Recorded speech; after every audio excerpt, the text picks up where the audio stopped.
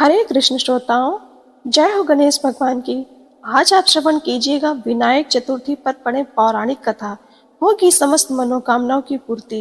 श्री गणेश विनायक चतुर्थी व्रत की पौराणिक कथा के अनुसार एक बार भगवान शिव तथा माता पार्वती नर्मदा नदी के किनारे बैठे थे। वहां माता पार्वती ने भगवान शिव से समय व्यतीत करने के लिए चौपड़ खेलने को कहा।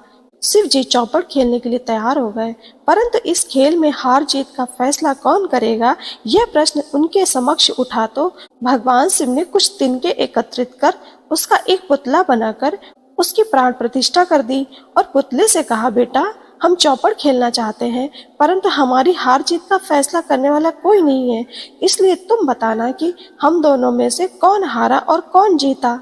उसके बाद भगवान शिव और माता पार्वती का चौपड़ खेल शुरू हो गया। यह खेल 3 बार खेला गया और संयोग से तीनों बार माता पार्वती ही जीती।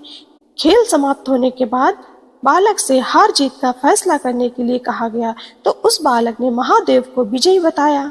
यह सुनकर माता पार्वती क्रोधित हो गईं और क्रोध में उन्होंने बालक को लंगड़ा होने और कीचड़ में पड़े रहने का श्राप दे दिया। बालक ने माता पार्वती से माफी मांगी और कहा कि यह मुझसे अज्ञानतावश ऐसा हुआ है, मैंने किसी द्वेष भाव में ऐसा नहीं किया है। बालक द्वारा क्षमा मांगने पर माता ने कहा, यहाँ गणेश पूजन के लिए नाग कन्याएं आएंगी, उनके कहे अनुसार तुम गणेश व्रत करो, ऐसा करने से तुम मुझे प्राप्त करोगे। यह कहकर माता पार्वती शिव के साथ कैलाश पर्वत पर चली गईं। 1 वर्ष के बाद उस स्थान पर नाग कन्याएं आईं।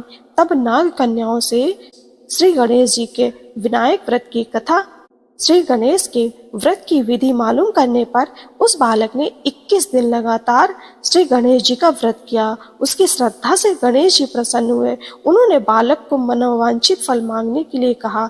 उस पर उस बालक ने कहा, हे विनायक, मुझ में इतनी शक्ति दे दीजिए कि मैं अपने पैरों से चलकर अपने माता पिता के साथ कैलाश पर्वत पर पहुंच सकूं और वे यह देख प्रसन्न हों। तब बालक को वरदान देकर श्री गणेश अंतर्ध्यान हो गए।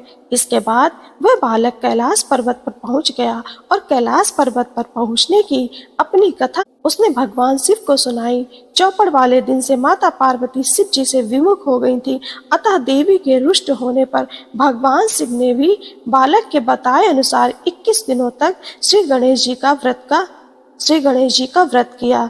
इस व्रत के प्रभाव से माता पार्वती के मन से भगवान शिव के लिए जो नाराजगी थी वह समाप्त हो गई।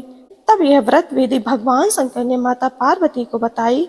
यह सुनकर माता पार्वती के मन में भी अपने पुत्र कार्तिकेय से मिलने की इच्छा जागृत हुई। तब माता पार्वती ने 21 दिन तक श्री गणेश का व्रत किया तथा दूर्वा फूल और लड्डुओं से श्री गणेश जी का पूजन अर्चन किया। व्रत के 21वें दिन कार्तिकेय स्वयं माता पार्वती जी से मिलने आए। उस दिन से श्री गणेश चतुर्थी का यह व्रत समस्त मनोकामनाओं की पूर्ति करने वाला व्रत माना जाता है।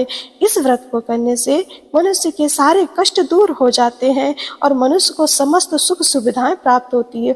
जय हो गणेश भगवान की। श्रोताओं, आपका जीवन मंगलमय हो। हरे कृष्णा।